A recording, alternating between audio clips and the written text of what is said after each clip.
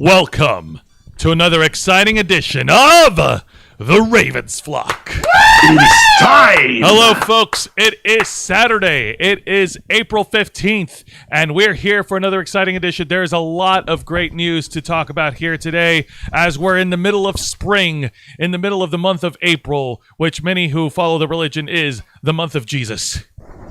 That's right. It's Jesus month. Yes. Yay. Happy Jesusism. Happy Jesusism, and I don't know. He immigrated for our sins.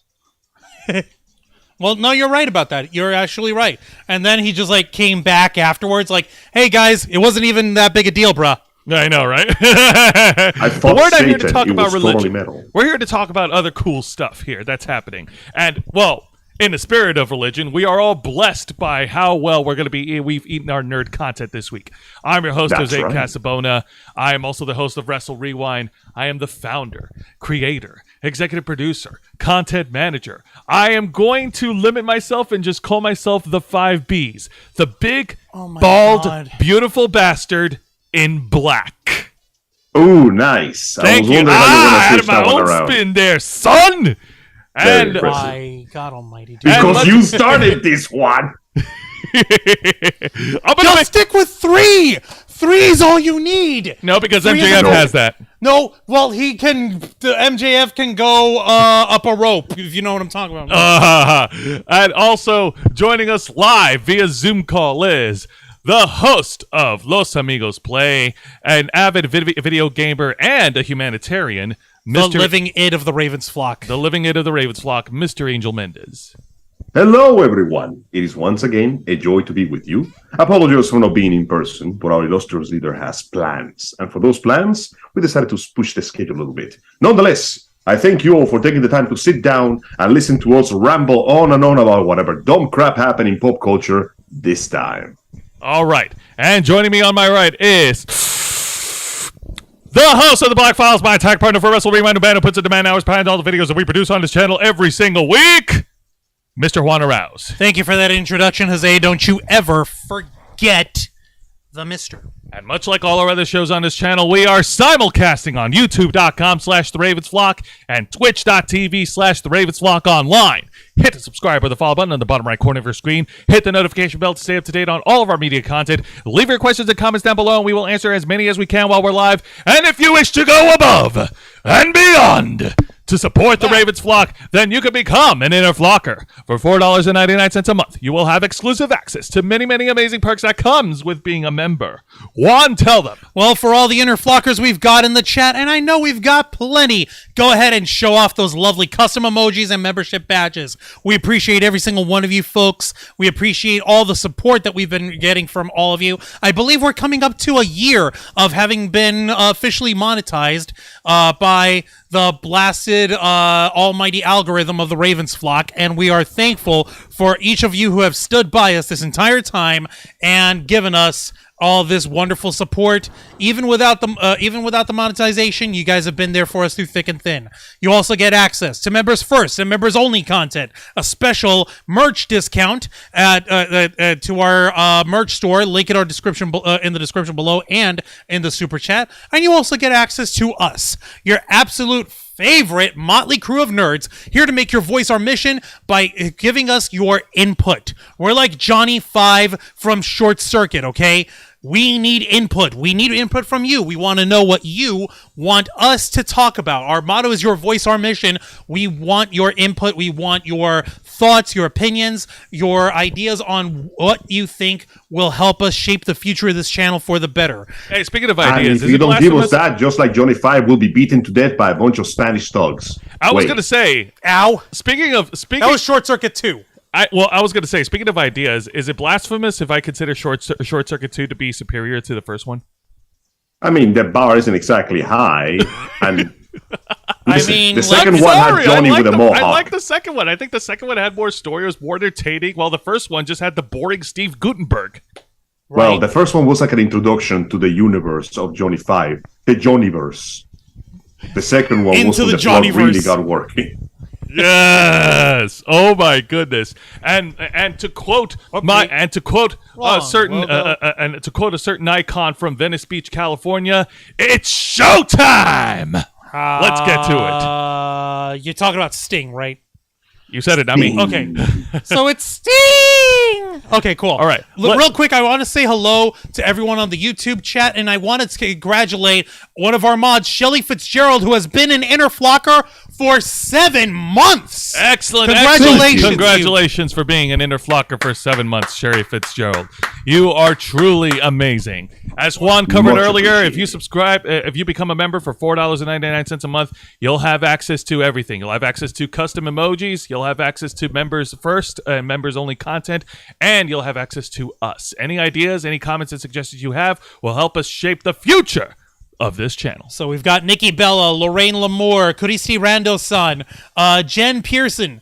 Let me see here. Thank you, Rando-san, for that compliment. I do my best to Can't watch alliterate. tonight. Jen says, I can't watch tonight. Prayer request for my mom, Mary. Been at the Oh, ER. And they're admitted. Oh, snap. For her I'm so sorry tonight to for a hear day. that. Thank you all. We here in the Ravens flock would like to wish your mother a speedy recovery. I hope she gets better soon. Indeed. We want to make sure that she comes through and pulls through safe and sound. Yes, also Aaron got- Cooper, I agree with you. Do anything for Dethklok! Do anything for Dethklok! Do anything for Dethklok! Do anything for Dethklok! Do anything for Dethklok! Dethklok! Dethklok! Dethklok! Dethklok! We might as well get into it right now, folks. What is there to say about Dethklok that hasn't already been said? These guys are freaking awesome. Okay, so we've also got Boonda, our favorite contrarian. I think Jose lost his glasses. No, he didn't. I'm wearing Mistress them Meg right now. What is- glasses are you wearing? Are you blind, Boonda? Kurisi's playing Pokemon Stadium in full nostalgia at full swing. I like the floating emoji thingy. Yay. Nice. We appreciate But that. what can be said about Dethklok besides the fact that it's one of the best things Adult Swim ever made? The creators, the directors, and writers were very clearly expert metalheads, and it showed in every aspect of the production of the show, giving us memorable characters, hilarious bloody black comedy, and some of the best metal soundtracks I've ever heard in my life. That is true. Metalocalypse did air on Adult Swim on a Cartoon Network between the mid 2000s till the early 2010s, if I'm not mistaken. It was gone before before its time. It is like Metalocalypse was certainly one of the most ridiculously fun and absurd freaking animated series on the Adult Swim slate. Let me say, Bunda was over here saying, I thought December was Jesus month, and Angel refuses to come on until Juancho gives him a rave flock shirt. Well, we can't give him a rave flock shirt. There are Ravens flock shirts. Oh, snap! Mistress Meg and Kurisi Randall-san dropping $1.99 and $2.99 super stickers respectively. All right. Hells Very yeah. good, She's- very good. Mistress Thank Meg you. gave this fist bump over here. Let me just joke. You got it over here? Just no. Yeah. And Kurisi Randall-san gave us the little ginger corgi. How's it going? It's going all right. We Hey, appreciate that. I like corgis. Corgis is one of my favorite breed of dogs. We also have the whale on the line over here. Just ring your Aaron Cooper, ring your death bell, and the whale's like freaking blood ocean. Hang on a minute. We also have a Yeah. $9.99 Shelly. a $9.99 super chat by Shelly Fitzgerald, loving my flock. Thank and we you love guys. you too. We love you you. too. Holy cow! Look at this stuff. We're barely getting started over here. Do you know why, Juan? Do you know why we're getting all this love? Why? Because we're talking about Dethklok! Dethklok! You guys need That's to not know an how to important truly question. rock. You guys don't understand. Nathan Explosion has a direct link to my heart with all of his antics and everything he does, and of course the band, because the rest of the band, of course, Squizguard, freaking God, the freaking drummer. Murder face! What are you, murder face? Murder face? Yeah, fucking hell. It was so much fun to watch. Now, believe it or not, folks, if for anyone who has not been in the loop or anyone who doesn't know Glory, aka Squares, and plebs who don't appreciate art, musical thrash metal, death metal art, you need to go online and do some internet research on Dethklok because you're dumb as shit. because you'll actually discover, point of fact, the freaking band is a real life band. As in, Yeah. they still go out as Dethklok. The actual band still goes out and performs. And believe it or not, they're going on tour, folks. I mean, hell, I mean, Dethklok any has been metal around even. band worth his soul is going to go on tour at some point or another, right? That's right. Of course. I mean, Deth- absolutely. That's how it's supposed to work. Dethklok has been around even before the premiere of Metalocalypse. Are you haven't they? serious? Is that Really? well? Folks, you are going to love this. Get ready to get happy, folks. And Kurisi Rando-san kind of gave it away the farm on this one, but... Dang it, Rando-san! No, it's okay. No, I only said kind of, but only because she mentioned who else was on our thumbnails. If you find folks would like to read along with us in a article from Revolver Magazine, one of the best music industry magazines on the planet, Dethklok, the actual animated band of Metalocalypse, is going to be going on tour, and we wish we can make this up with the Japanese pop sensation, like pop and thrash metal sensation, BabyMetal. Excuse me for a second, folks. I need Juan to hold my mic away from me because I'm about to do something awesome. Okay.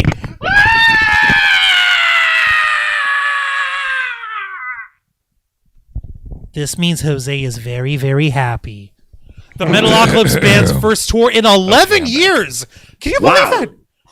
Well, considering they were probably busy with the show, it makes sense that after the show ended, they needed time to get it together and go, you know what? Let's rock people's faces head off. For those of you who don't remember, no, BabyMetal is surprisingly an incredibly popular series of adorable young women who rock out harder than anyone has any right to. They rocked out so hard that they got praise and defense by none other than the legend of metal himself, Rob Zombie. The man who dug through the ditches and poured through the witches and slammed in the back of everybody's Dragula. The man who, in a wholehearted effort, although swing and a miss, tried to give us all a brand new live action movie of the Munsters, like a prequel movie of the Munsters. Your heart was in the right place. It's okay. He directed House of a Thousand Corpses, Devil's Rejects, and he also briefly gave us an entrance song for Edge from the WWE. He gets a pass. Hey, okay. That's 4 out of 5. I'll call that a good record. Yo! What the hell? We got raided by Steph the Alter You see, Nerd! Steph heard us What? talking Already? about Dethklok and BabyMetal that she decided to raid us. Oh, snap! Looks like one Oh, more yeah. Baby Metalhead Steph here. the Alter Nerd. Gotta Thank love you. Steph the Thank Alter you Nerd so is much. all about metal. She knows how to rock. She knows how to rock. So we got Few Matthew things are more Coburn. metal than ravens. You know why? Because ravens are the servants of Odin, and few things are more metal than the All-Father. You are absolutely right, Angel. So I'm going to grow out my beard so I can look relatively close to the All-Father. All you need is to have that beard completely whitened out. And wait a minute, I just need to somebody get me a rusty spoon. Wait, no, you have to do it Relax. yourself in order to gain the wisdom of the All-Fathers of the All Odin we gotta Force. do, My bad. All we gotta do is let it grow, braid it, because, you know, Viking shit, braids. Yep. Replace the glasses with a nice eye patch so he can show half of his humanity, and give him a spear. There we go. The old Joder. Yes, I agree. Jodin All-Father. How's that for you? Old Father. There we go. Eternally searching for wisdom and big booty bitches. Well, we'll work on that. But Boonda over here saying she knows how to listen to bad rock. Oh, Buddha, get over it. Don't stop insulting my generic friend. She was the only records of comfort I have in my long childhood years. Good God. All right, let's get back to the glory. Let's get back to the article. So this article was actually published on the 11th, so 4 days ago. So not bad. That's why we're up on this. And yes, folks, if you guys are brand new, hit the subscribe button. We're doing a subathon tomorrow. Hang on a minute. Steph, are you a fan of Metalocalypse? Are you a fan of Dethklok? Are you a fan of BabyMetal? Tell us all about it. Indeed. Holy cat. And yes, Mistress Meg, $1.99 super chat. Thank you so much. You need a Steph emoji. Hell yes, we do. We're going to throw that up over here. However, only inner flockers can use our custom emojis. That's right. So we invite everyone who's already subscribed to go ahead and hit the join button. It's only $4.99 a month. It's completely voluntary. You may cancel at any time. Oh, she's not a fan of any of them.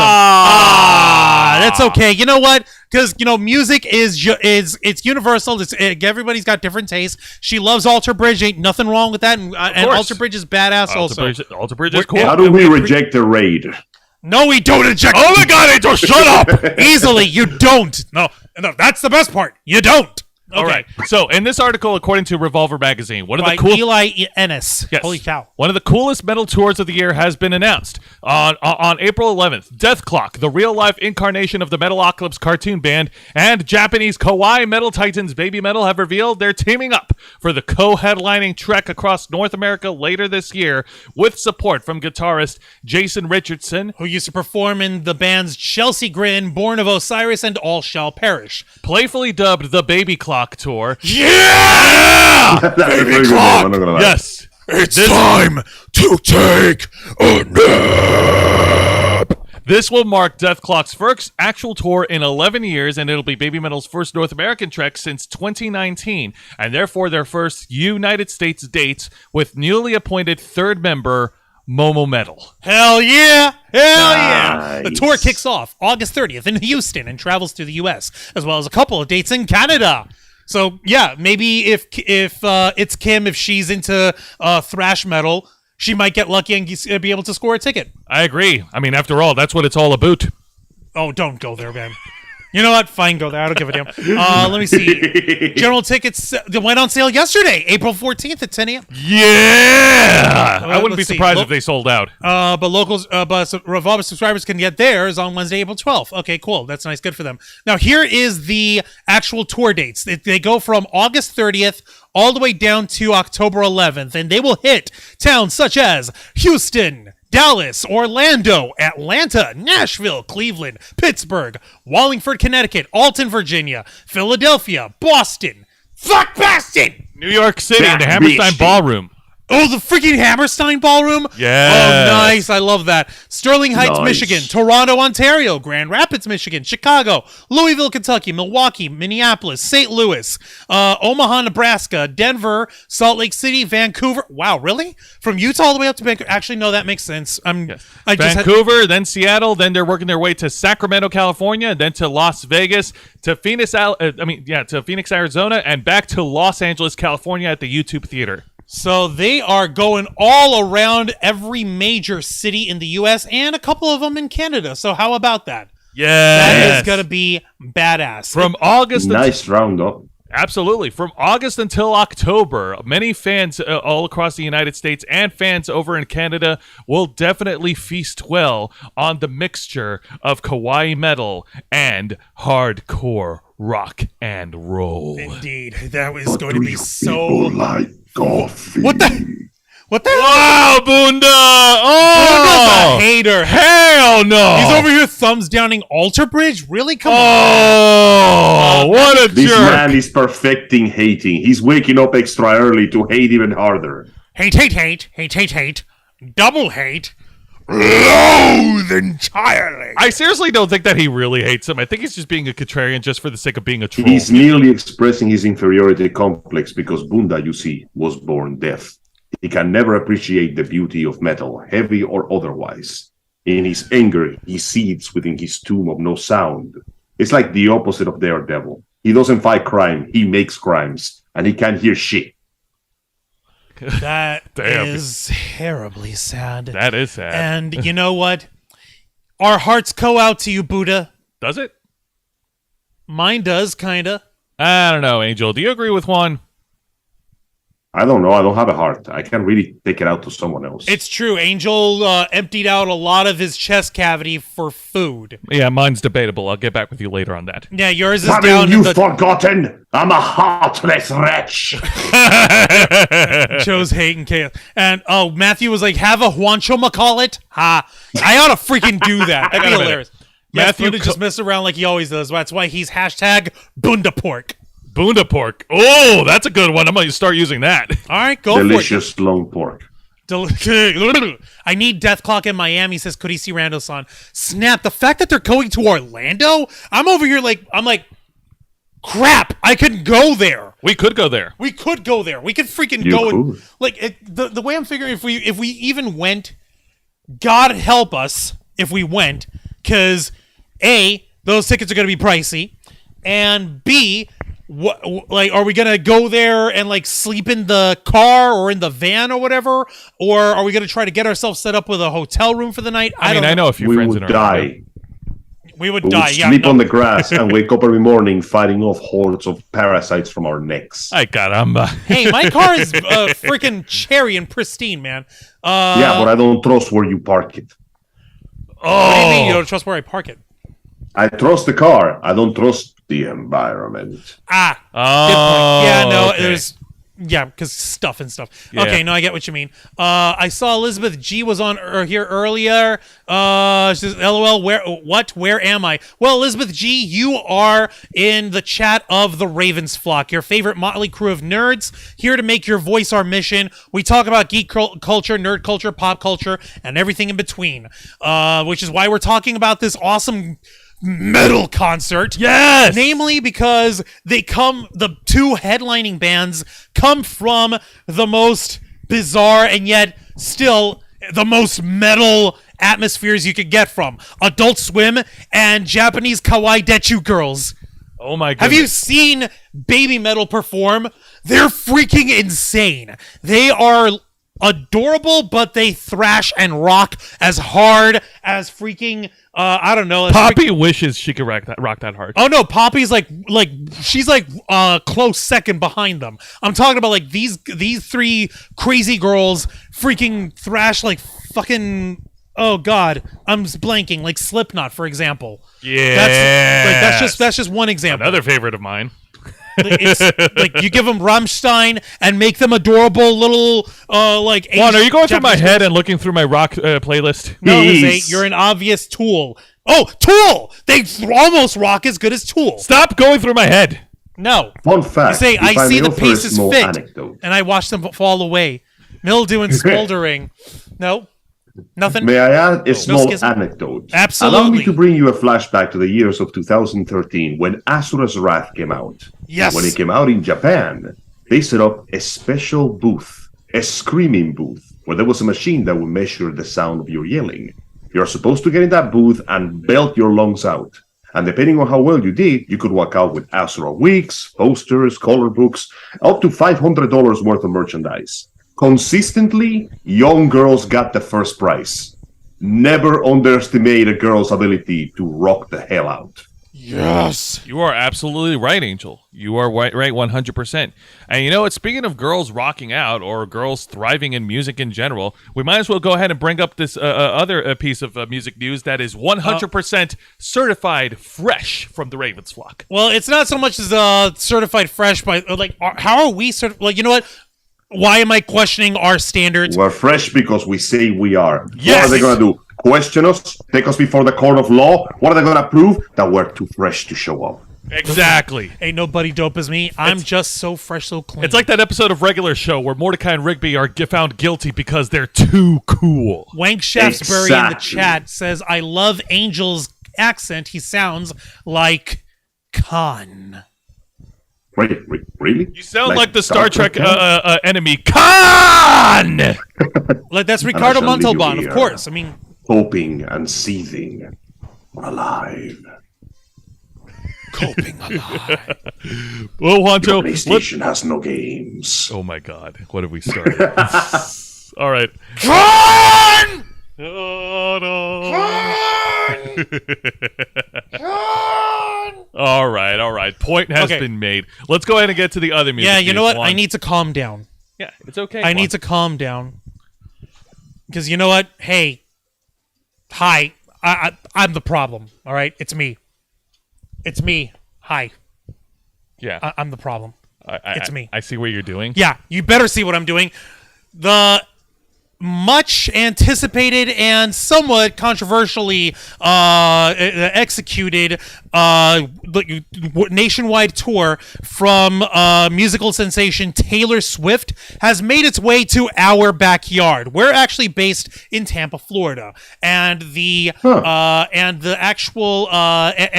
Taylor Swift Eras Tour, that's what she's calling it, has started off on Thursday night.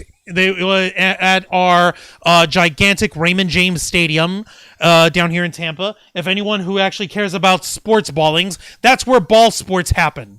But it is also where we keep our pirate ball sportsers, the Tampa Bay Pirate Sports Baltineers.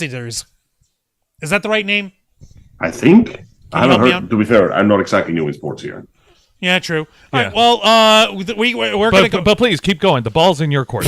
Well, we've actually got a review from the Tampa Bay Times showing everyone exactly what they expect, what came from the first night of the Eras Tour as it came out on Thursday evening. And yes, we actually did get to see our brother-in-arms, the Lord and Ruler of the Popcorn Planet himself, Mr. Andy Signor, live stream on his Instagram the harrowing and troubling journey of trying to find a men's bathroom. There was so many ladies in the audience that the stadium had actually reallocated a lot of the men's bathrooms for ladies to use. So take that, jackasses who think that transgender people aren't allowed to share. You've got freaking extenuating circumstances where every public bathroom is unisex. You mean to tell me? Man, I'm going on a bit of a. The bushes are right there. I'm gonna go on a minor bit of a rant. Hey, do you know if you're at like a state fair or if you're at an amusement park and they've got the freaking porta potties set up? Yeah. Do you think those porta potties are gendered and split up? Nope. No, sirree. Not no way. Not no how. All's them motherfuckers is unisex. Anyone can use it, of all genders, whether you're a friend or you're a fiend, boy, girl, or in between.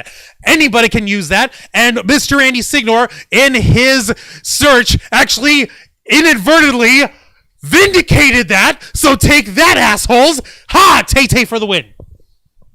I win. There's a reason they only allow one person at a time in those things.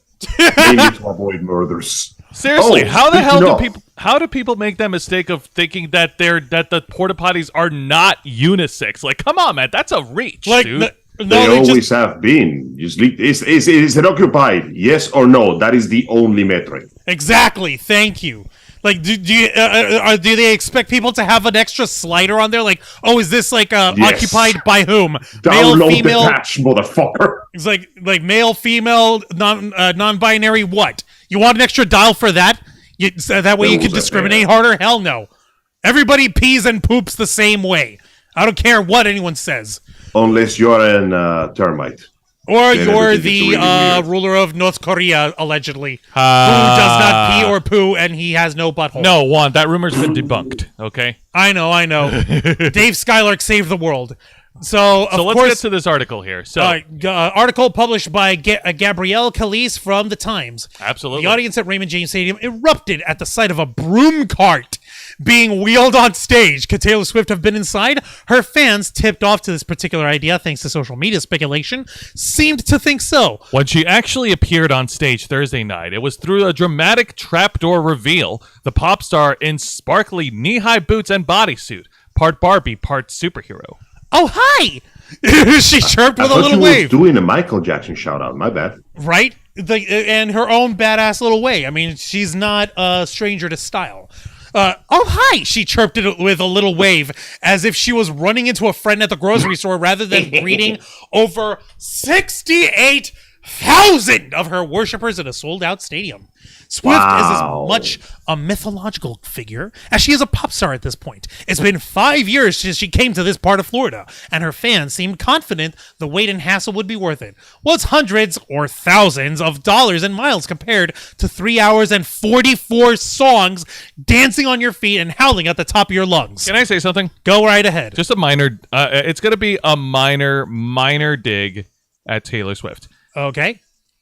I wasn't a fan of that My Reputation song that she came out with in 2017 or 2018. I think that one was an acquired taste. Yeah. Was that the original or the one from Shrek? Wait. What? What?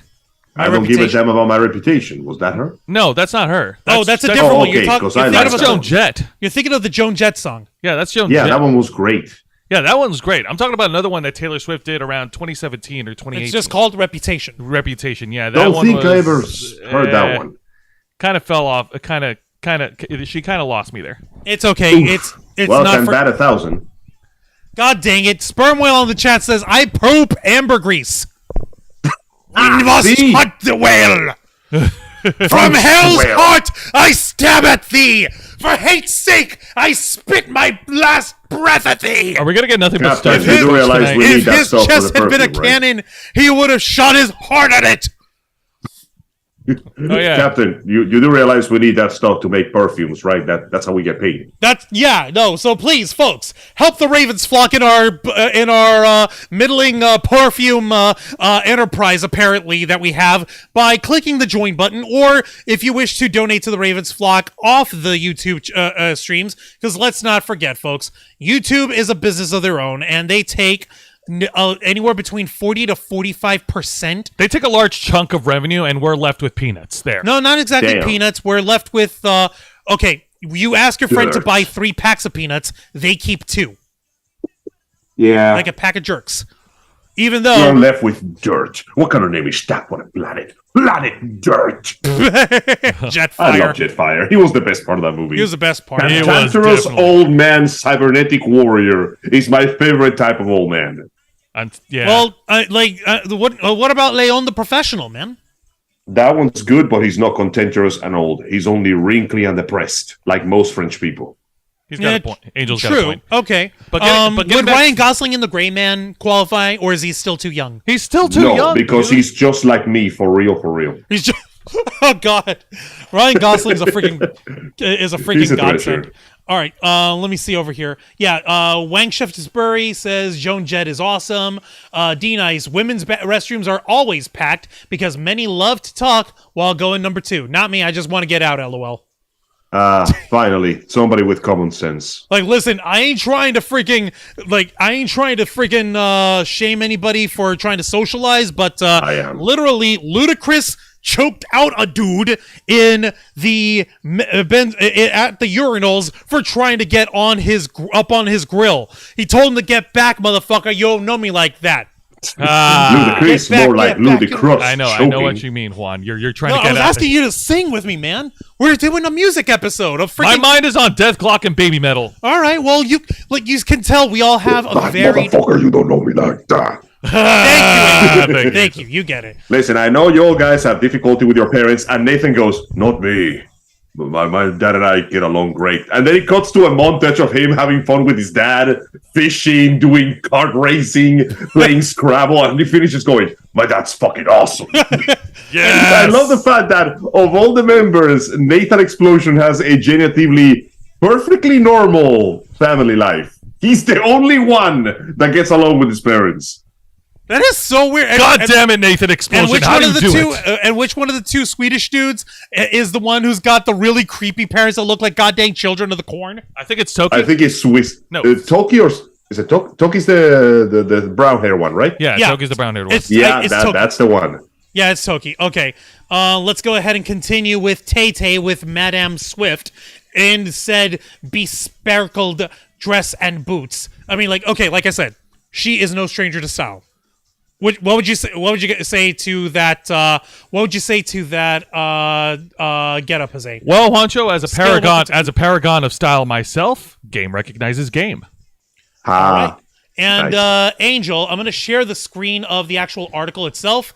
Take a look and tell me what you think of this outfit that Madame Swift is wearing. okay, that looks pretty good. See, I like the contrast between her and the dudes in suits, creating the whole scene of the boss ass bitch. I can Hells respect that. Yeah. like she's Very got- nice. she's got baggage, and who doesn't? We all have baggage. If we were to, Please, if she didn't have baggage, would you think she would be as successful as an artist that she is right now? good point. Nobody who is mentally stable becomes an artist. Look at the greatest artists of our generation and beyond. Van Gogh, Keanu Reeves, Jack Black, Scott Freeman, Morgan Freeman, Will Smith, my mom. Everybody who ever acted has been incredibly messed up in the head. It's not like you're not wrong. Well, yeah, you're right. mean, You have to be messed up to go on stage and smack Chris Rock in front of the whole world. Exactly. Like, I mean, and take a look at us three. We've got a metalhead over here. We've got a neurotic nerd who's half. I've been told that people say that I look kind of like Peter Jackson if he was younger and less Yes. shaggy. Yes. I'm like, Okay, I'll take that. And like half Peter Jackson, half Jack Black, half Lewis Black. And we got this mofo over here who's so camera shy when he's not actually on like in the front of us with us that that the only thing that you need is his voice, which gives you everything you need to know about his blasted personality. I mean, what can I say? I don't rely on my looks. Also, I'm pretty sure I'm a wanted criminal in about 3 or 4 countries, so I'm not gonna get into that right now. Yeah, it's true. We don't talk about the time when we were banned in Germany. Exactly. This is actually true. The Ravens flock used to be banned in Germany. Look it up. We were, but not anymore. All right, let's get to the After article. the Berlin Wall came down and the Führer was finally defeated, the Russians committed countless atrocities against the German population. One of them was allowing them to watch us again. Oh, God dang it. Oh, God. All right. So getting to the article here. On the first of 3 nights in Tampa, Swifties came in boots and cowboy hats of all colors, nodding to the singer's country music roots. Some Nice. transformed into characters from songs or the character of Swift herself in ringleader costumes fit for a music video or goofy goggles that matched her post-LASIK surgery specs. Dozens rocked the exact manicure Swift wore on stage, a different color nail to represent each of her 10 studio albums. Just about everyone came covered in sparkles, stamped into hairdos and fishnet tights, dangling from earrings, crusted liberally on cheeks and arms and eyelids. Some at this Swiftie convention had memorized the set list, plus the choreography and the costumes, gasping when their queen wore a new dress for the first time on the tour. But based on the fans of the Tampa Bay Times fans of the Tampa Bay Times encountered at pre-show tailgates, many more people than you might think went out of their way to avoid spoilers. Even if you knew that Swift was breaking up her set into distinct eras based on her albums, you might wonder, why these songs? Why this order? And might a show on the 13th of the month, Tay-Tay's lucky number, inspire a deviation from the norm? Check it out. So much estrogen, so many ladies, so many female presenting peoples, so many gorgeous folks, and Andy too. I love the fact that apparently the music industry has a spoiler policy as well. That is so weird, isn't it? I mean, it's a song. Everybody's going to hear it eventually. But when there's visuals included, now apparently there's an anti-spoiler policy. I wish I could say I'm surprised, but I'm just kind of flabbergasted.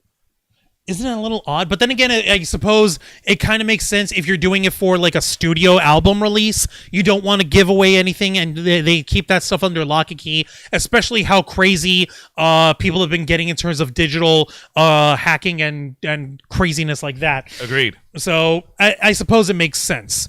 That being said, we do. If you have plans on attending, or if you're attending right now, like if you're simultaneously watching her right in live while watching us, Exactly. Like that. First off, thank you. Thank you for making us part Please of drive your... safe. Isn't that kind? Isn't that so sweet of them, Angel? Yes, Yes. it is. Please drive safe. Yes, please drive safely. Please drive safely, first and foremost. And secondly, we hope that you have a wonderful time and enjoy the experience of getting Swifty with Miss Swifty. Get Swifty! That's Swifty. Yeah. Wow. Take off your pants! I Sit was on the floor! God dang it. You know you were thinking it. All of you deep shits were thinking it. You're welcome! The sad thing is, I can't argue against him on this It's one. okay, though. That just means that since she's the one being successful, Taylor Swift is officially more powerful than Rick and Morty. Oh! Actually, kind of, yeah. Her power is incredible. And I'm sorry, Rick Sanchez, your ass and thighs cannot compete. No, they can't. No, they can't. He shook it while Morty improvised on a tambourine. He did what he could. He was trying his best. They gave their best effort, and it showed. However, it doesn't hold a candle to Tay-Tay. No, I don't. Now, go ahead. Now, that being said, of course, for those who have plans on attending the North American tour of Dethklok and BabyMetal, we hope you guys have a wonderful time. If this will be your first time seeing Dethklok perform, then you are in for a treat. And if you're enjoying yourself during Taylor Swift's Eras tour, first of all, how the hell did you get that much money? I literally hear people selling their homes for this kind of madness. Number one. Number two, Congratulations on having that much disposable income. How dare you? Throw some of that our way. We're the Ravens flock, and we are Please. broke. And number 3, all of that being said, we hope you're having a good time as well. We saw Andy had himself a giggle of a time seeing how much sequins and how many awesomely dressed ladies and female presenting folks were at the concert, just there to have a good time. We all could really use this kind of like feel good moments and stuff, and we're glad that the music industry is stepping up and it's helping fill that void, whether you like to thrash, whether you like to rock the hell out, or whether you just need to shake it off. The music industry is not short on a variety of music on there. Absolutely. Let me take a look over here. The chat. Yeah, before we get to the next subject, let's take a look at the chat here for a I second. miss Jean Reno. Jean Reno's still alive, isn't he? I haven't Yes. From Kuristi. Yeah, I was about to freaking say, don't scare me like that, Kuristi. I don't know if he's Please still don't alive. scare me. Don't ask me things. Good grief. Okay, I actually need to check something. Okay. Oh my god, oh my god, oh my god. Okay. Live so, research. live research courtesy Live of research. Okay. Now, okay, god dang it. How dare you? One struggling. That's number 1. Okay, why is this still showing Right, up? he's I going can't through believe it for real. we for stopped real. the stream because of you. We didn't stop the stream. The stream's still going. Okay, well, don't derail us. You know, we'll solve that you're mystery right. later. Yeah, I'm sorry. It's just rumor, innuendo, all this crazy stuff that we need to talk. Let me see. Wang Shefsbury. That's a great song from The Whale. D-Nice. My favorite interaction is in the restroom. A little girl was going number 2 in the restrooms. Her mom was in the same stall. She was singing Let It Go. Now I cannot unhear that song as a bathroom song. Ow! Dude! Why is it called the restroom? I'm fighting for my life in here. God damn. Oh my lord. Boonda being the obligatory contrarian. We don't need any more of Will Smith's thuggery at the Oscars. No, we need more thuggery. That was the more interest. That was the most fun the Oscars has been in forever. And the fact that Chris Brown turned around to a successful comedy special Rock. is even. Chris Rock turning around into a successful comedy special is even better. I need more violence. I may not be the best person to ask the opinion about this kind of thing. The thing Probably. is, Angel is not wrong. Matthew Before Cr- that happened, has the Oscars ever been exciting to watch? No. Depending. You know on the last time they were funny? You know the last time I enjoyed the Oscars? when? When Jack Black and Will Ferrell got on stage and they sang about how boring the Oscars were. Oh! They Damn! made Sir Sean Connery burst out laughing like a little boy. And thought that you right retired there in is more 2000. valuable than any award that they will ever receive. That's true. Damn! If you can make James Bond laugh, then you've earned yourself a permanent spot in glory. Let me Yes. see here. You Mike know- Shefsbury, I dress that way every day. Smart suit. Oh, talking about the backup dancer who's finally dressed next to Taylor Swift. Indeed. Matthew Coburn, I have the same birthday as Vincent Van Gogh. Awesome. Nice. Antonio Banderas' dad, I love his accent, says Wang Shefsbury. Nice. Excellent. I have the same birthday as Nelson Mandela from Project Metal Music. Tiffany Washington in the YouTube chat. Hello there, Tiffany Washington. Let's see here. I'm in Cleveland, Ohio. I love a metal band called Mushroom Head. Mushroom Head comes to Oklahoma City a lot. Holy shit! That's from Aaron Cooper. That is so cool. Stay strong in the toilet, It's my on bro. What's on pause? Hold on. What's on pause? What are you talking about? What's on pause? What's We're on not pause? paused. We're not paused. Angel, are we paused? Can you see our stream? Hang on, let me check real quick. No, you guys seem to be normal. Let me check the YouTube window instead. Yeah, go for it, please. Check the YouTube window. No, seems to be in order so far. Okay, then we're good. We're good. All right. Okay, So so let's- let's I give wait there myself for a into the second. attack. Woo! So speaking of rumors and speculation, you could pretty much sum up anything involving CM Punk and AEW with nothing but rumors and speculation. However, if the rumors hold to be true, and we have to preface this with our, of course, obligatory disclaimer. I gotta move that thing down. We can't see it up there. Yeah, let's move it down. You know, move it at a spot where it's legible. Yeah, move, damn you. I think you locked it in. Did I? No, I didn't. Yeah, you did. No, it's unlocked. See? Okay, then move it down. There we go. Obligatory disclaimer. There we go, folks. Obligatory disclaimer. The following topics that we're going to discuss has lots of rumors and speculations to it. Take them with a pinch of salt. With a grain of salt. Yes, please, for the love of God.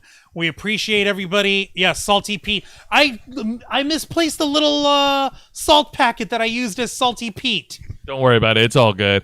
But yeah, let's talk about CM Punk. Let's talk about the best in the world. The only professional wrestler that has stirred up a lot of controversy, speculation, adulation in the world of professional wrestling. Thank you, K-Storm. Bringing in our motorized salt grinder over here with Hawaiian pink salt. No, much it's Himalayan pink salt. appreciated. And yes, the land, the tale, the myth of the man that puts asses in seats and controversy in the papers. The best in the world. He who demanded the ice cream with his face in it. The man who is, by his own admission, old, tired, and working with children. All right, so to give this very same. The man who, strictly speaking, if anyone follows professional wrestling, is to this date an undefeated former All Elite Wrestling World Heavyweight Champion. Meaning, he's too strong. We got. It was in August, right? Of what? Last year. Of All Out? Yes, the All Out, Brawl Out, All right. So allow me to give the cliff notes before we get to the main topic. Please. Really quick. So on the August 17th edition of AEW Dynamite, CM Punk took time off of his promo against Jon Moxley, another wrestler with AEW, to call out Hangman Adam Page over what Hangman said earlier in the year that really struck a nerve with CM Punk.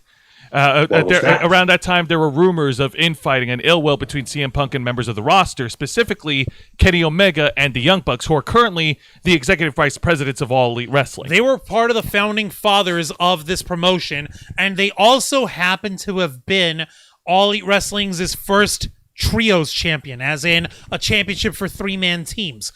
They literally had that championship made for the three of them. You don't believe me? Take a look at the side plates. It has them on it. Yes. If you that doesn't scream favoritism, and if that doesn't scream like inner political bullshit play, I don't know what does. Juan, you can go ahead and Google search it, but then came the pay-per-view event of AEW All Out on Sunday, September 3rd. After CM Punk beat Jon Moxley for the AEW World title in Chicago, Illinois, in the post-pay-per-view press conference, CM Punk sat down in front of the whole world and without prompting proceeded to cut down Tony Khan and the entire... Who, by the way, Tony Khan, if anyone doesn't know, number one, he's a coked out dweeb, and number two is also the owner, general manager, lead booker, and the CEO of All Elite Wrestling. He has more titles than you. Yes, he does. He sat down, and CM Punk sat down and basically cut down AEW, the talent. He basically cut down in front of Tony Khan and the entire world. He basically took the names of Hangman Adam Page, Colt Cabana, Kenny Omega, and the Young Bucks, drove a huge city bus that you would find in Chicago, ran them over, and then hit reverse. Until it was a fine, pasty smear on the freaking pavement. And then my man was talking so mad shit. All while sipping sugar-free store-brand Sprite and god-dang muffins, who are apparently the greatest muffins he's ever had. After saying he was chowing on those things with the fury of the gods. After saying his piece, CM Punk was confronted by the Young Bucks, Kenny Omega, and AEW's chief legal officer, Mega Parrick, and then the brawl happened. They threw hands, legitimately threw hands. Now, let's be honest, as reported and confirmed, CM Punk did throw the first punch.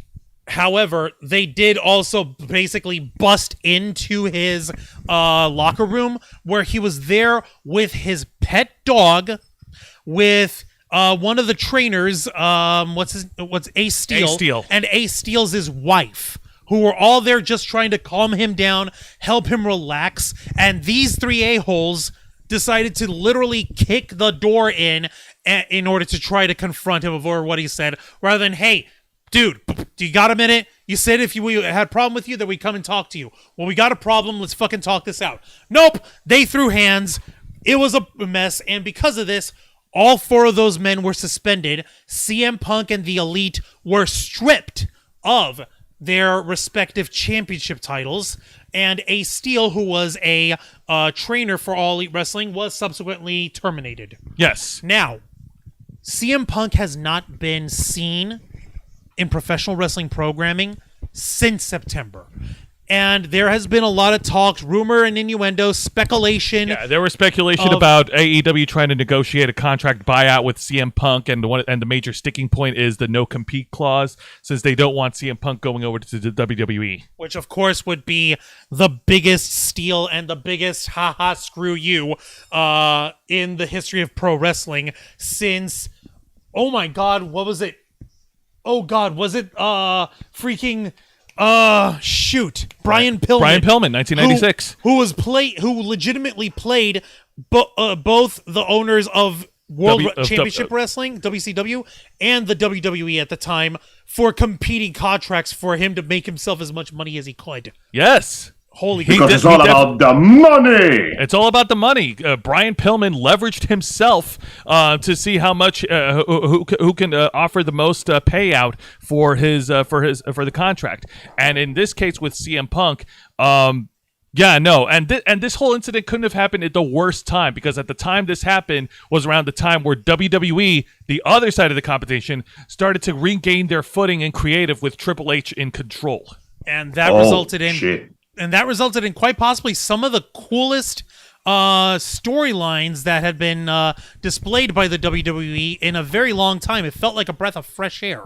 It felt like we were getting programming that was actually, entertaining, not just great matches, but the storylines in the matches made sense, even if you don't follow along week to week. Also, several WWE wrestlers who were released between 2020 and 2021 making their return. Indeed, that was incredible. Who was it? Dakota Kai, Io Shirai, Karrion Kross, Scarlett Bordeaux. It was incredible. It was great. Now let's get to the major talking point, because it's also been speculated that CM Punk is open to a return to AEW. If you find folks who like, I know, right, Angel? What the hell? I must admit, I'm a little confused because it felt like he burned so many bridges after this. Wow, really? Right? Like, maybe he's finally begun to mellow out in his, shall we say, distinguished age in the world of professional wrestling. Let's not forget, these people throw themselves on their backs and knock their freaking heads on purpose for entertainment for you fine folks. So freaking put respect on every one of their names, even if you don't like the wrestlers. I know I'm seeing Bundo over here hating on everybody in the sun and saying that Dominic Mysterio is better than MJF. Wow. Like, that is... Somebody's just demanding violence today. He is demanding hatred. That is so hilarious. But, you got to respect that every single one of these people who step in the squared circle have everyone's respect, because if they're doing this stuff to themselves just to entertain people, then they are the most honorable form of entertainment that you can find. All right, now this is an update that's rough dish they're putting in there. Now, this is an update provided by the No DQ podcast. Let's go ahead and scroll down here, and it was published by Aaron Rift on April 15th of 2023. An update regarding CM Punk possibly returning to be the star of the new AEW show on Saturdays. So in March, it was noted that AEW and Warner Bros. Discovery were finalizing a deal to add a third AEW show to the schedule, and it would likely air on Saturdays. As previously noted, there is talk of having the rumored Saturday show featuring CM Punk, with AEW's roster being largely split. During the Wrestling Observer Radio, Dave Meltzer of the Figure4Online.com went into more details about the idea. All right, and in quotation here, allow me, because... Yeah, go ahead. Again, Dave Meltzer, take his stuff with a pinch of salt, because I don't trust him as far as I can throw him, and I can throw the guy pretty far. And I quote, there is a meeting soon, and it involves Chris Jericho, Tony Khan, CM Punk, FTR, and there may be others in there as well. That's coming up. I guess the idea is to resolve everything or attempt to resolve everything. It's going to be interesting. Tony Khan wants Punk back to be the star of the Saturday show, and it's probably, I'm pretty sure it's going to happen. I heard about the Saturday show long before the reports of Punk coming back. Could it be related? When you look at the idea behind it, it's definitely could be related. You're going against every big boxing match. You're going against college football at all fall. You're going against the World Series. There's going to be NFL on Saturdays at times. Saturdays, the toughest night for sports. It's going to be a very difficult night for them to draw anything with their most hardcore audience because there's so much competition. And this quote is courtesy of WrestleNews.co. Yes. So, we have rumors of CM Punk returning to professional wrestling under All Elite Wrestling, and B, that apparently, because Tony Khan doesn't get enough work on his freaking plate, has decided he's going to have a third show on his programming. They just premiered their backstage reality show called AEW All Access, which airs immediately after AEW Dynamite on Wednesday nights. So what the hell? What's wrong with these people? Why are we overburdening ourselves like this? It feels like we're reaching to hit as many possible. It's ridiculous. Why are they doing this? It feels like we're overreaching. Is that just me? I think it's because AEW has grown so much as a company with in terms of finances and in terms of popularity, like the demand. Well, I don't want to say demand, but I think they're at the point where if they want to add another show, they have the means to do so. They have the leverage to make it happen. They have the leverage to make it happen. Which I still have no idea how the hell they're doing that. Yeah, they have good ratings on their shows, but one of their shows actually premieres Friday nights at 10 p.m., AEW Rampage. That show, even though they put on pretty good programs, it's not the best time slot. If you're going to have a Friday night show, you need it on freaking at 8 p.m. That's prime time television. Actually, you know what would be a good time to air a second show? Where? What time? Pray tell. Saturday morning. Now, WWE does it. Yeah, that would be a good because like everything started. I respectfully disagree, and WWE did it past tense, as in they used to do it. So that's still shaky stuff. And besides, just because WWE does something doesn't mean freaking. I'm just drawing it as an example. But that being said, do it. If WWE jumped off a bridge, do you think AEW? Oh wait, no, they would because Tony Khan's an idiot. Yes, all right, Juan. Let's. All right, tone it down. Your hatred for Tony Khan, Juan.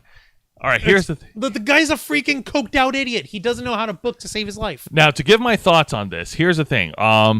So when it comes to these rumors, like, okay, I can buy that there is a possibility that AEW is working. They're doing their best to try and get CM Punk back into the fold. There's a lot of drama, a lot of baggage. There's that a lot has to resolve. The fact that they mentioned Chris Jericho, who's part of the AEW roster, is literally because Jericho had gone on record saying that Punk is a cancer to professional wrestling and to the locker room. I'm like, how much you want to bet that is also like part of a work? Because a decade ago in 2011, didn't Kevin Nash call CM Punk a cancer? Oh, he better not. If all of this was a work, if all of this was a freaking elaborate storyline, I'm gonna slap things. I swear. I was gonna say, Juan. This means you also. This means please help, Case. Juancho, this means that you also need to hold CM Punk accountable. I will happily. I'm a fan of CM Punk. I wear his colors proudly. I have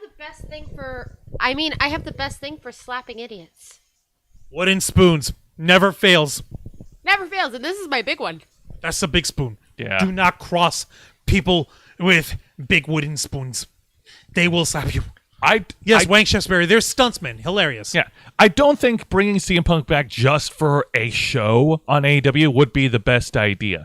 Here's the thing, and this is just me going into speculation, because AEW Double or Nothing is coming up at the end of May 27th. That's their big marquee event. That's AEW's equivalent of WrestleMania. I think, and this is just me reaching, that perhaps if the stories is true, And if we're getting, if the stories are true, and if we're all getting swerved, CM Punk might make his return at Double or Nothing. It would be a good way to bring him back. It feels like sometimes we come up with better ideas than the people that are working on this crap, to be honest with you.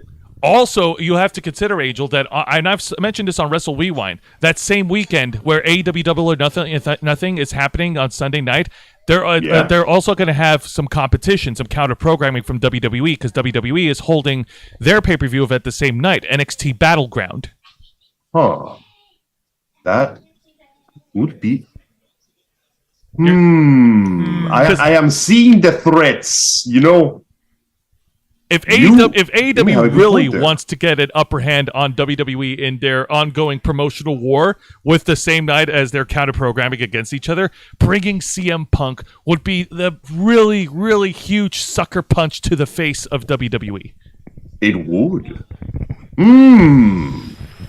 My man here may have an idea on this one. It would be a good way to stick it to them.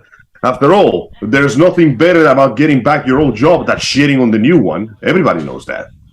Well, I guess this thought deserves a little more time to cook, but we really do have to let this simmer. We got to let this actually sit. Yeah, because one thing is always certain. Let him cook. Yeah. One thing has always been 100% certain. CM Punk equals money. He brings in the crowd. He brings in money. You cannot deny that. You can't deny that. When he came back on the second edition of AEW Rampage in August of 2021, that show drew like a 1.4 million rating. That is like that for a Friday night at 10 p.m. live TV show that isn't like your local news. That kind of rating is disgustingly, ridiculously good. It's unheard of. But there he is, Mr. CM Punk, Phillip Brooks himself, who by the way, I was trying to tag him earlier on our posts on social media, but for some reason he's gone media silent. He's blacked needs a out. break, I guess.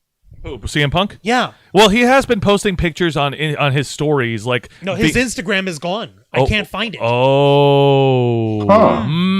Well, before his Instagram was gone, he was posting like very vague, like just pictures of him in the WWE and AEW, pictures with the wrestlers, pictures of him being champion, that kind of stuff.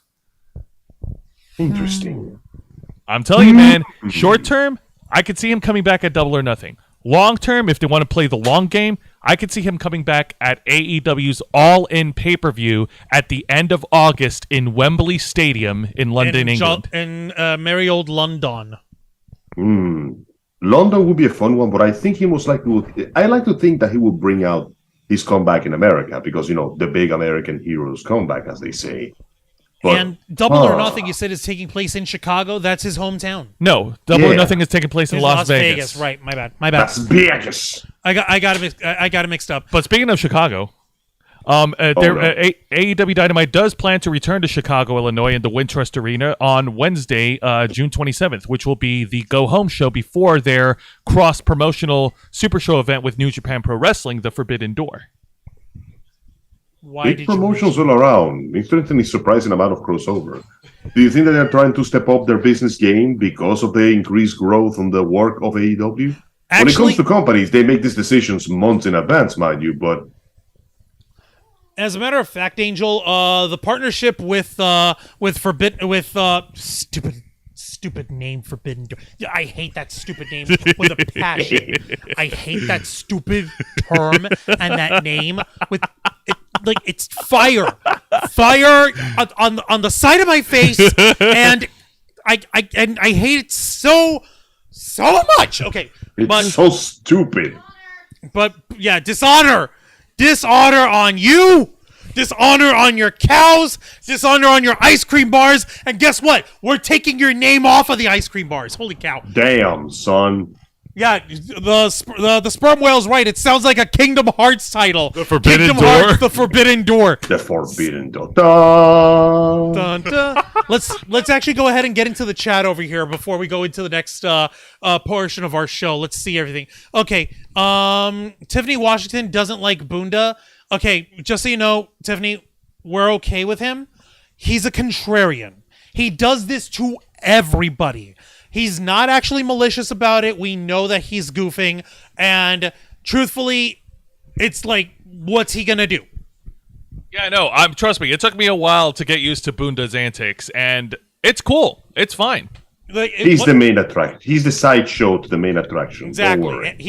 He's an excellent heel because he, as we've said before, lives to hate on everybody. See, he's a play-a-hater. Which is why I appreciate Vicente Guerrero whenever they're both on Wrestle Rewind, because I get the best of both the heel and the babyface fan. Yeah. Speaking of which, Vicente Guerrero's also in the chat. New AEW show sounds like an AEW Saturday night. Whenever it happens, I am happy for CM Punk to come back. And yes, the guy is money. Thank you. So Thank you. He's the guy that makes people do this. Exactly. And Hang on. Let me pull up my second argument. See, there we go. Okay. Can I borrow your hand? Right up front of the camera, Zay. Can we get some more magical hands with awesome nails? There we go. Angel, can you magically manifest hands off of your avatar?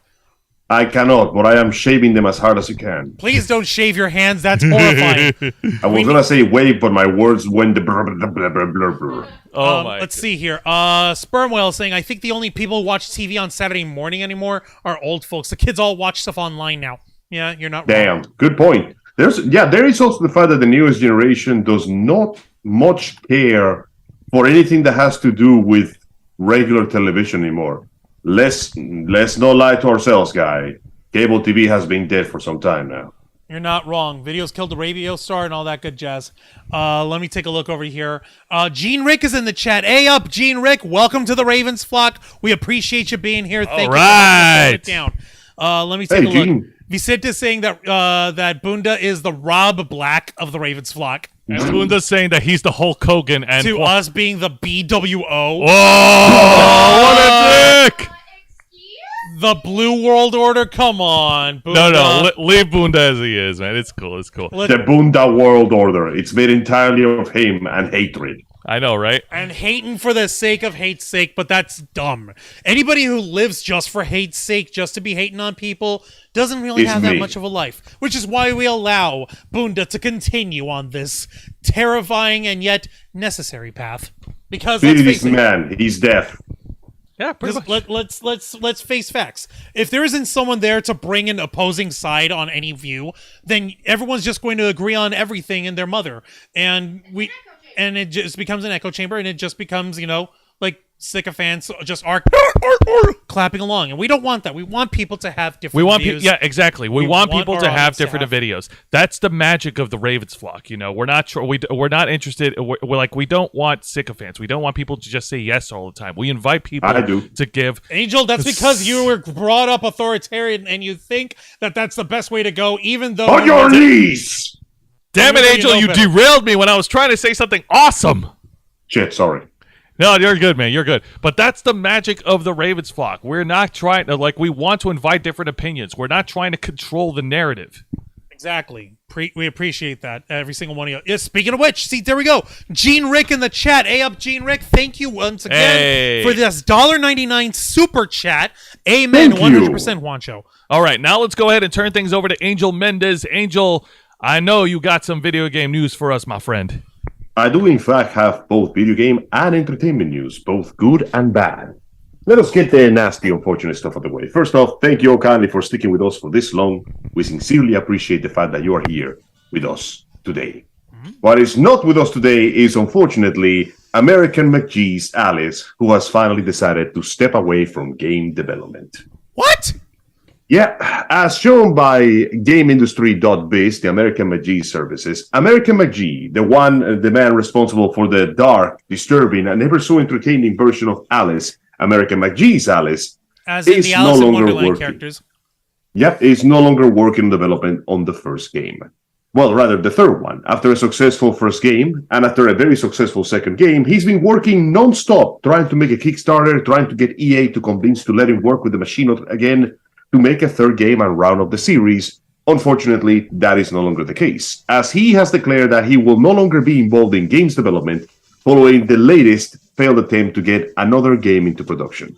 Alice Asylum, the follow-up to the 2000 action-adventure American McGee's Alice and 2011 sequel Alice Madness Returns, has been scrapped. McGee will now be focusing on his family and on the family-run online store Mysterious. In a blog post by his Patreon page, he said that he resumed talks with EA, It's in Your Ass, which owns the Alice IP, and after the completion of the crowdfunded design Bible detaining a complete version of the game. According to them, EA decided to pass on the funding project, claiming that based on an internal analysis of the IP, market conditions, and details of the product proposal. Translation, we don't think this is going to make us the money, and it doesn't have multiplayer, and it's not something we can put a million freaking microtransactions on. So no, we're not doing it. Let's not forget the most dreaded add-on that this new era of gaming has brought us. And what's that? Live player Services. services. Oof. Yeah. Also, let's not forget, the Alice McGee franchise is filled to the brim with extremely uncomfortable imagery and topics, tackling some extremely brutal and dark aspects like psychological efforts, child abuse, child prostitution, murder, massacring familicide, and growing up in London, the most horrible crime of them all. So yeah, they basically took a look at this incredibly difficult to manage title position and said, "Sorry, this is too dark and dreary, and it doesn't make money, and it doesn't chase the Zoomer money. Sorry, so line this does shit not ain't go going up. through." Line Line not don't go go up, up. my dear man. Line is scary, and I'm afraid of line. Boo-hoo. I'm So- afraid that line is too scary and it is too spoopy. We cannot fund this with our money. No! Give me another chance, sir. How Please dare give me you. another chance. Well, we've given you a chance, and we've decided a no. I got kids, Oh man. yeah. Eat In 'em. the man's Make in some the more. man's in the man's own words, at this point we have exhausted every option of getting the new Alice game made. With those answers from EA, there is no other way forward with the game. For my part, I reached an endpoint with the Alice and the game production in general. I have no other ideas or energy left to apply towards getting a new Alice game made, nor do I have any interest in pursuing a new game idea within the context of the current environment from game development. Translation, making games now is ass. He also added that if EA ever makes Asylum, he will not be involved. From this point forward, he quoted, "I have no desire to be involved with that or any other Alice-related development." He is hibernating his Patreon page and any production activity. The backers can still access the content, like the Design Bible, but there will be no other options to fund it. Because we live in a society that doesn't allow good shit to be made. This is why good games don't happen. Damn. So he God basically almighty. that's one hell of a way for him to peace out of all this. Yeah, imagine that. The industry is so toxic right now that not only can they essentially deny you the access to the IP that you created to begin with, not only can you show them a full production Bible filled to the brim with details on how to make the game, they'll still say no because they know that it won't make Fortnite money. This is the kind of shit that drains the soul out of any good developer and makes them quit the business. Case in point, the man has decided to quit the business and focus on his family. It's freaking depressing too. It's absolutely depressing. I also want to give a small shout out to a friend of the Ravens flock, Sarah Serenity Magical Cosplay, who actually clued me in saying that there's actually folks who are trying to put out a change.org petition to EA Games in order to basically ram them into putting up the funding to make this game. Even though it's had niche success, and even though this game has been thoroughly well designed, and this game series has a very vocal and verdant fan base, the fact of the matter is EA Games, the large freaking soulless corporation, just looked at it and said, "I'm sorry, my good man, line. We have to make line go up." Line go up! Yes, line go up, Angel. Does say, what would you say if line went down and it's the spooky game's fault? But I can make it go back up again. Just give me a chance. Liar! Never pulls out gun. Leave my office. This is no longer a request. Get out of our sight. But you don't understand. I'm behind on my mortgages. I need the money. Excuse me. I'm terribly sorry, but I'm late for my showering bath in my gigantic gold coin vault like Scrooge McDuck. The coin is actually man. just filled with banknotes. Challenge everything apparently. Back to 9 to 5 at 7-Eleven. Damn it. Well, yeah, no. Unfortunately, the prospect of a yet again good show completely wasted. Another good game, completely gone. And this is how the industry. This is why so many people go to indie projects instead. Because look at what the industry is doing right now. You got the creator of the IP walk up to you and go, "Let's make another game. The other one was fairly successful," and then you just go, "Nah." Nah, we good, brah. Nah, Why? it'll be Because fine. EA Sports. We're taking your money. All right. Nah, it'll be fine. All right. Let's go ahead and it'll be continue on, fine, Angel. though. What else have you got for us? In other news about things going horribly wrong, let's talk about One Piece. One Piece. Oh no. The One Piece live-action Netflix adaptation. Oh, no. Do we have to? This is. Yes, we do. I'm scared just hearing those words. Now, as you know, live-action anime adaptations have a conflicted record. Either it's going to be one of the best things you'll ever see, or more often than not, it's going to be absolute freaking trash. So, when they announced One Piece was going to get one, and One Piece is one of the longest-running mangas in history. It's still going. It's still going. Right now, we're in chapter 1,000-something, and I believe we got very close to, like, episode 1,000-something. It's like the What? it's like the Energizer battery, man. It keeps going and going And going and going. Surprisingly, despite being such a long series, it's not that hard to follow. The storytelling is simple enough until it gets a little more convoluted when they start introducing more characters, but you get a fairly good idea of what's going on pretty much every single arc. It's actually fairly quickly. You can catch up with reading the whole thing in like a couple of weeks. It's surprisingly quick how fast it goes. One of the reasons why One Piece gets a spotty reputation is because the animation departments dragged out a lot of episodes. A lot of arcs that could have been solved in 20 episodes got taken down in like 50. Some fights got extended just for the hell of it. Hell, right now, the fight with the most recent bad guy is this incredibly tough son of a gun called Kaido, who is a man that can turn into a dragon. He's characterized for being stupidly tough, to the point that the main character hit him with the strongest attack he had in his arsenal, and all it did was wake him up. Oh no. Yeah. Damn. You have to go through quite a bit of training to get strong enough to fight Kaido in round 2, and then he lost again. Oh, We're in round 3 now. Dick. I'm not kidding. Kaido is that guy. He's the What he's if I the told you closest that thing to Kaido a final had a boss. dog in him. He had that dragon in him. He has that dragon He in him. was the dragon. Fuck, you're right. Yeah, no, he's like the strongest, well, one of the strongest characters in the series. Ridiculously tough, even by the standards of the setting.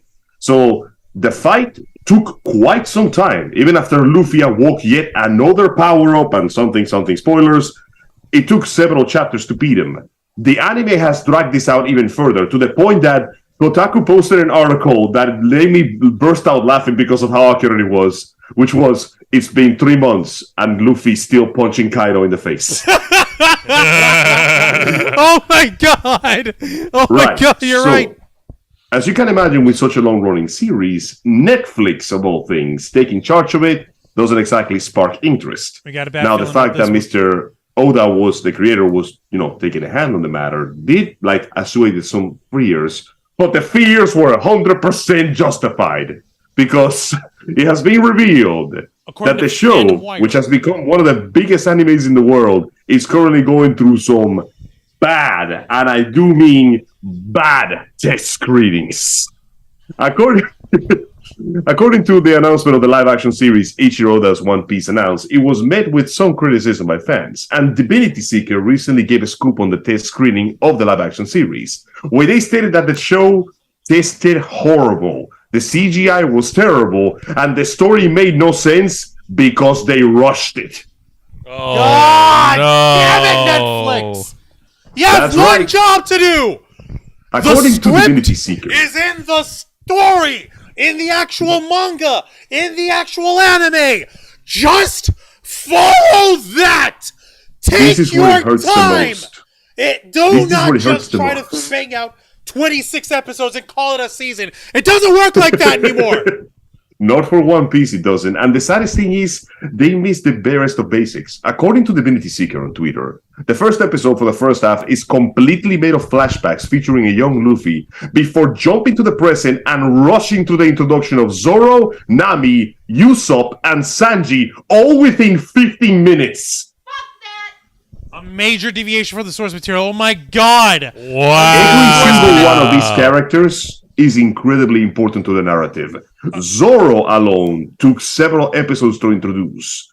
Nami had one of the most important arcs focused on her, the Fishman arc. Usopp was also an arc that took several episodes. And Sanji was a ridiculously long arc that introduced not just many important characters, the distinction between the Blue Sea and the East Blue Sea, and one of the legendary warlords, Mihawk. All of these characters had long, developed arcs that showed their character, their story, their fighting, and also gave us a glimpse onto the much, much bigger world that Oda was cooking. And they tried to rush through it in 15 minutes. Oh my god. You know what? Let me chime in before. Yeah. Please, dude. So here's oh the my thing. god, this is annoying! All right, so here's the thing, guys. Follow along with me. Now, the argument can be made because it's been done so many times now that when it comes to live action adaptations, whether it's based off a book or a comic or an anime or a video game, that certain changes have to be made for the storyline. Certain compromises have to be made. It's impossible for a live action to go 100% from the source material. No, it's not. It's not Or impossible. rather, it's not impossible, but like, No, it's not. It's not impossible. The In this script is case- in the manga. I most respectfully disagree with you, Joe, because this is not a matter of like adapting things or to another. This is a matter of actively rushing source material that should be easy to adapt. Like, okay, let me put it this way. How do we introduce Zoro? He's tied up in a post awaiting execution. What happened? Well, you see, he got in trouble with the Marines' son, who is a spoiled little shit. And when the son was about to beat up a young girl, he beat the crap out of the guy, so he got himself assaulted and thrown in jail. So Luffy has to jump into the place, beat up the Marines, steal his swords, and fight Captain Morgan, and smack the shit out of the arrogant son, and that's how he gains Zoro's loyalty. We're also introduced to Zoro, who is a rough around the ages bounty hunter, who nonetheless will never stand by when the innocent are being hurt. That alone right there, that's like 3 episodes. okay, fair enough, Angel. I'll give you that, but There's no but at this point. I'm sorry, I gotta put my freaking giant size 12 wide foot down. There's no but at this point.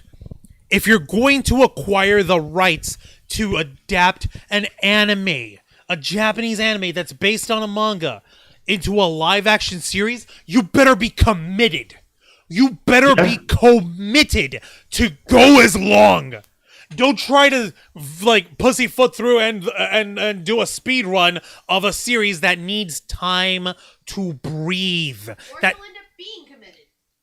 thank you, K-Storm. Like you have to be committed, or you'll end up being committed because you have to be absolutely batshit crazy to think that you can take a story that literally the original author of the story took multiple chapters, multiple issues to tell, to dissolve, to unravel, to unfold, to breathe, and think you could slap it out in like a maybe 1 hour episode or whatever, or 15 minutes out of the 1 hour episode.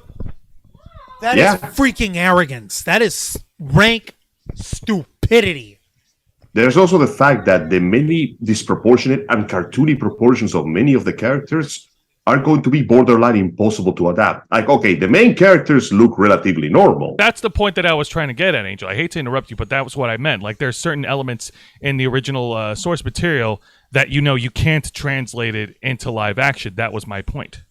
No, that is true. Physically speaking, like Frankie the Cyborg, like his original self looked like Popeye the Sailor Man with Ace Ventura's face and blue hair. His current look, he looks like a tank with arms and tiny legs. And hell, Brook is literally a skeleton in a suit. And Tony Chopper, yeah, that guy is CG. He's a little deer boy. And obviously, yes, adaptations have to have some compromise.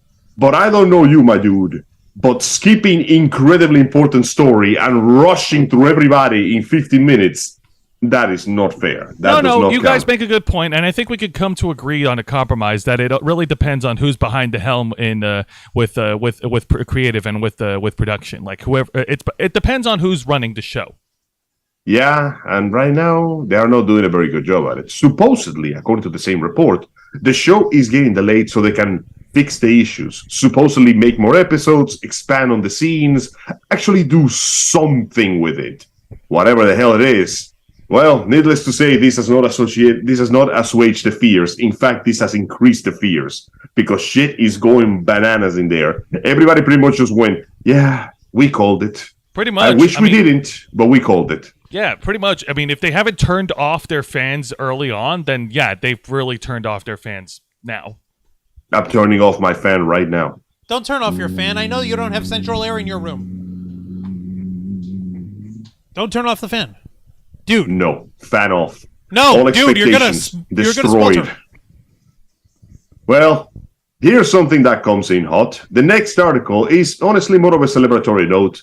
I'd like to give my congratulations to somebody who was forced to follow the script, Illumination Studios, because as of now, Mario has pulled 500 million globally, becoming officially the biggest video game movie ever made. Yes!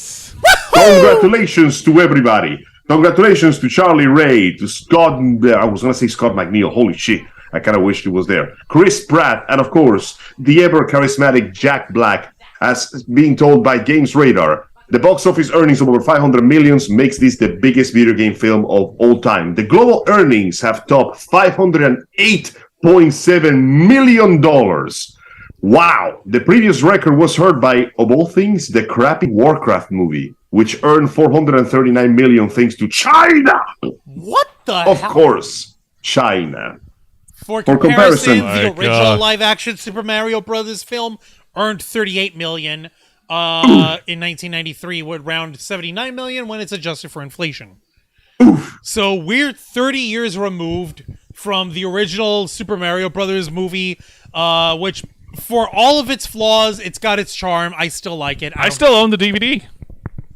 But this is like leaps and bounds better. Take a look at that. Oh god, looking like Mario's a success beyond just the metrics of gaming adaptations too. It is the highest grossing English language film of 2023, blowing past Ant-Man and the Wasp: Quantumania's earnings of 474 million. It also beat Frozen 2's record for the biggest worldwide opening of any animated film. Dear God, do you have any idea how badass you gotta be? Imagine being a badass enough to beat not one, but two movies under the Disney umbrella. Imagine being strong enough to defeat Disney when they were still coasting on the glory of their golden years. I know some executives in the House of Mouse are quaking in their boots right now. You mean to tell me that all this crap is happening to some stupid nobody that I don't even own? What's Mario? Do I own that? No, not yet, sir. Make it! Sir, they're building a park in the country. How dare they? I'll tell them! I'll tell them!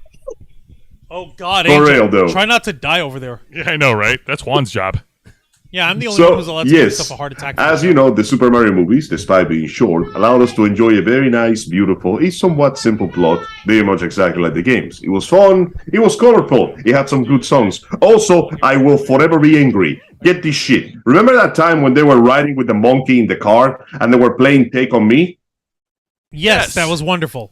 They made an original song for that and they didn't use it. Oh, what? You can find it on YouTube somewhere. And speaking of songs, everybody, give Jack Black your energy because his song Peaches might be eligible for a Best Original Song Award. For like an singing Oscar? about Peaches. Yeah! The next Academy year's Awards, seriously? Academy Awards. Are you serious? Yeah! Dude! Gotta love the god of rock himself, Yes! Jack Black. That's right. Our band sat down on that piano, busted out his epic pipes, and he even did some dance moves. And in the words of Kenshiro from Fist of the North Star, no one can love more deeply than a madman. And my man showed the madness right there in a beautiful, epic, sentimental ballad to the beauty of Princess Peach. And I'm like, I get it. I understand. I understand. You ever seen a man's love for a woman become so incredibly clear that you are like, I get it. I do. Like it's so pure and it's so wholeheartedly wholesome. Well, you know, And the fact that it's coming from the main kidnapping, villain. murdering, warmongering, thievery, attempted murder. Angel. You know, classic romantic stuff. I know, right? Like the fact that it's coming from the psychotic evil villain of the story, who's so genuinely worked up over Peach that okay, minor spoiler, very minor spoiler. No spoilers at all. Spoiler? Nope. They need to find out for themselves. Listen, it's Mario. Everybody knows how it goes, but please, let's keep the few surprises and jokes that they don't expect still there. How long before we get Wario in the movies? Well, we need that for the sequel. No and they better get Willem spoilers. Dafoe in there. I haven't seen it yet. No spoilers. Understood, Kate. Right. Understood, Kate Storm. Love you too, honey. And that is the end of the video game section, except for one little teeny bit. This is not exactly bad news, more of a news. Okay. Suicide Squad has been delayed to 2024. Of course it has. What? Described as a tough but necessary decision, Rocksteady Studios has decided to make the game hit the shelves in the back and wait a little bit, because apparently, due to the underwhelming reaction of the lengthy gameplay trailer that basically looked like overthrown, it looked like Fortnite. Okay, you know what? I'm gonna say it now. Fortnite looked better than that game. Oh! Ow! Listen, the Suicide Squad has Superman and Goku hugging while Eren hits the greedy in the background. No, automatically inferior. Trash. Put it in the garbage where it belongs. Good God! Why would they? Yeah, the game just basically didn't receive the right... everybody was pretty hyped when they saw the cutscenes, but the gameplay was underwhelming. Everybody's just firing guns and jumping and running around with super glowy powers, so it makes everybody feel the same. So they're going to fine-tune the gameplay, and it will be released next February instead. So, sorry to those of you that were still waiting for this game, you're going to have to wait. And for those of you that still love Final Fantasy, please check out the recent Final Fantasy 16 State of Play, which gives us 20 minutes of non-stop action gameplay. Oh, That's always good. Yeah. That's always good. So there's something to tide you over. Sorry for your lost Suicide Squad fans. You're going to have to wait just a little longer. Just a little longer. Just a little longer. 6 months. All right, so we've pretty much reached the end of the program, folks. Now, just a couple of announcements to wrap things up. So we hope that you guys are not doing anything tomorrow, because at 1 p.m. Eastern, we'll be hosting another quarter annual subathon here on this channel. The Ravens Flock presents to all of you the best of 7 Subathon. Yes, thank you. We will Best of 7 subathon. The best you of have 7 to freaking subathon. say the whole thing, man. If you we're gonna hit up Mario Kart 8 Deluxe one more time, since they've just released new courses in their Wave 4 announcement back in March of this year, and it's going to be fantastic. It's going to be on Sunday, April 16th, which is tomorrow at 1 p.m. Eastern, exclusively on YouTube. So, just so you guys know, this is a subathon. The link to this subathon is going to be made available to you guys in the chat. I want everyone to go ahead and click 2 things. Number 1, hit the subscribe and the follow button, please, with sugar on top. And number 2, after you guys have done that, go ahead and click on this link here. Click on our blasted thing. What is it? Touch the button that makes you give us our money. Your money. I don't think you copied it. You have to do. Did I not copy? You have to actually copy. There you go. It is. Now try it again. How dare you? Tried Stupid it. machine. How dare you? Try it again. Oh, by the way, guys, you know how the Mario movie was all big and successful? Yes. Guess what? What? Guess what? Guess what? What? It has not been released in Japan yet. Oh, you bet. Wait, I know why you have that highlighted. Say something. You have to say something highlighted. Oops, hang on. Somebody's calling on my door. I'll see you in a bit. Now try it again. There we go. There we go. We solved the problem, folks. We Love this Gucci. channel. Thank you all. Says Aaron Cooper. Thank you so much, Aaron Cooper. Lisa Booth. Thank you guys. Thank you.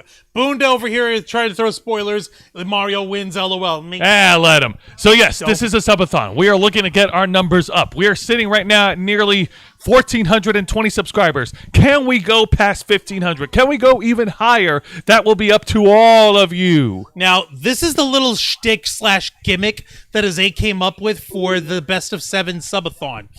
Basically, Give me a there's... bit. Whoop, hang on. Wrong button. Basically, what's happening is there are going to be 7 different cups that we're going to be racing for on Mario Kart 8 Deluxe. Each one of them has 4 races in it. Basically, all 3 of us are going to be competing against each other. Whoever wins the most races out of the 7 cups wins. After that, we'll take ourselves a short break and following up with that by opening up to you. If you have a Nintendo Switch, if you have Mario Kart 8 Deluxe, and if you have the courses that are already available, we invite you to join us, to race against us, to humble for your pleasure and for our enjoyment. I'm prepared to smoke you guys. Okay. She's going to destroy us. Steph, the Ultra Nerd. Steph, if you're still there, sweetie. Please join us tomorrow. It would be awesome. We are well past overdue for a proper smack bottom in racing. So please, for the love of God and all that is holy, get in here and take us down. Yes, ma'am. Thank you, ma'am. May we have another ma'am. How about Angel? Best of 7 tomorrow? Angel stepped out for a minute because someone was at his door. Okay, never mind. All right, so He'll getting be back to the announcements. Of course, after tomorrow, we'll be back to our regular programming. Los Amigos Play will make its return this Saturday at 5 p.m. Eastern. Next Saturday at 5 p.m. Eastern on YouTube and Twitch, where we will continue the playthrough of Resident Evil 3 Remake on the PlayStation 4. So far, I have seen y'all's progression without me. What the heck happened to Nemesis? Nemesis mutated, bro. But he mutated pretty goddamn hard. He did. And Angel shot grenades up the wazoo to knock him down. That of course, I saw. Fantastic work. Unfortunately, keeping with the story continuity, Jill Valentine got infected with the T-virus, and it's up to the grateful hands of Carlos to save Jill and get the vaccine. So we're going to continue playing as Carlos. We need to hurry up. K-Storm's got dinner. Anybody who likes that? Oh, that is very yummy. That is garden rotini with. That is garden rotini in a spicy Velveeta sauce with broccoli, cauliflower, and fresh tomato. Yay! Yum. All right. And of course, for next week's edition of Wrestle Rewind, which is 10 p.m. Eastern every Thursday night on YouTube and Twitch, along with my reviews of NXT, WWE NXT, AEW Dynamite, and Impact Wrestling, I will be discussing. Wait, there's Angel. He's there. back. You are. I will be discussing the main. Apologize. You're fine. I will be discussing the main event of this year's Impact Wrestling pay-per-view event, Impact Rebellion, which is tomorrow. Now, we were talking about Los Amigos Play, Angel. I saw y'all's progression on Resident Evil 3. Nemesis went banana balls and Jill got infected with the T-virus. What are you gonna do? I'm going to go to Disneyland. Also, Angel, this is what you're missing tonight. What? Garden rotini with looks nice. Spicy Velveeta Enjoy it sauce. twice as much for me, please. Always. He's alive and not under arrest, because Tampa. Wait, who? Who? Who's alive and not under arrest? I don't know. Angel. Oh, Angel. Yeah. Ha ha. So Angel, Angel, how about it tomorrow? Subathon, best of 7. You game? I'm always game for family. I love the fact that we're going to reach the point where there's going to be enough of these to actually compete with the actual Fast and the Furious movies. And of course, before we get to any of the shows, we also have a show on Wednesday nights, don't we, Juancho? That's right. That's my program over here, The Black Files, your uncensored, uncompromising interview and review podcast of the Ravens Flock, where if you've taken a look at how we do things here on the Ravens Flock, we go through a myriad of different topics in the world of geek culture, pop culture, nerd culture, and everything in between. But on The Black Files, we only zero in on one story, and we put all the same energy that you saw us frenetically shotgunning all over the almighty algorithm, and we hone it in with the precision of a sharpshooter into a single story, and we cut down to the heart of the matter. We'll give our opinions, we'll give our takes, we'll have arguments. We've had arguments. We've literally had arguments about voice actor Vic Mariachi. I mean Vic McNuggets. I mean Vic Mignogna. I mean Vic. We know who you meant, Juan. Jeez, man. Vic Mignogna. Yeah, we've had arguments about that guy. I digress. The point is, on the Black Files, we encourage open discussion and we hone in on one story. I believe I may already have my story for Wednesday night. We'll get to it when we get to it. You're gonna have to wait. Wednesday night at 10 p.m. simulcasting on YouTube and Twitch. So don't forget to come on over so you can be granted clearance to access the Black Files. And of course, tune into our main show, The Ravens Flock, every Saturday night at 7:30 p.m. Eastern, right here on YouTube and Twitch. Myself, Angel Mendez, and Mr. Juan Arouse, your motley crew of nerds, will be gathered here to talk with you on the latest news and topics circulating in the world of nerd and geek culture. Whether it's a busy week, a slow week, or even a dead week, there's always something to talk about, and we'll be here to share with each and every one of you. And everything that we've been doing on this channel, from our multiple shows, from our main marquee show, to our quarter annual subathons, to our con appearances, our interviews, everything that we've been doing here is all part of our desire from 2013 to make your voice our mission. With that being said, Juan, plug us away. Don't mind if I do. I'd be delighted. Folks, thank you very much for watching this week's live stream edition of The Ravens Flock, hosted by Jose Casabona. Angel Mendez appearing via Zoom when he's not in person, but he will be next week. We guarantee it. And of course, yours truly, tomorrow. of course, yours truly, Mr. Juan Arouse, as we bring you the latest in the world of geek culture, pop culture, nerd culture, and everything in between, and we strive to continue working and moving forward to make your voice our mission. Tune in live every Saturday night at 7:30 p.m. Eastern Time, simulcasting on YouTube and Twitch. Hit the subscribe or the follow button, ring the notification bell to stay up to date on all of our content. Become an inner flocker by hitting the join button. Support us on our merch store, support us on our Cash App, support us through the Stream Elements tip jar, however you want, or you could support us for the low price of free $99 by hitting the subscribe button and sharing our content with all of the folks that you know. Until next time, continue to follow us on Facebook.com/TheRavensFlock, Twitter.com/RavensFlock13, Instagram.com/TheRavensFlockOnline, Twitch.tv/TheRavensFlockOnline, and of course, remember to hit the subscribe button and ring that tiny little notification bell right here on our flagship platform, YouTube.com/TheRavensFlock, humble home of the Black Files, Los Amigos Play, Wrestle Rewind, and the Ravens Flock. All right, folks, thank you very much for tuning in to another exciting edition of our flagship show.